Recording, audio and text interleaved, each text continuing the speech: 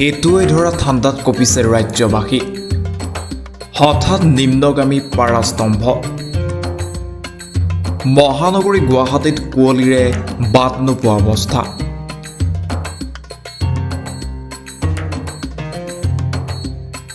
আজিৰ দিনটোত ৰাজ্যৰ বিভিন্ন প্ৰান্তত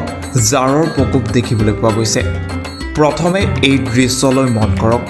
সাধাৰণতে মহানগৰী গুৱাহাটীৰ ৰাজপথত এই দৃশ্য বিৰল পুৱাৰে পৰা কুঁৱলীৰ ডাঠ আৱৰণে ঢাকিছে মহানগৰী গোটেই দিন ধৰি এবাৰলৈও সূৰ্য দেৱতাৰ দৰ্শন নাপালে মহানগৰবাসীয়ে উপায়ন্তৰ হৈ মহানগৰীৰ বিভিন্নজনে বিচাৰিলে জুইৰ হোম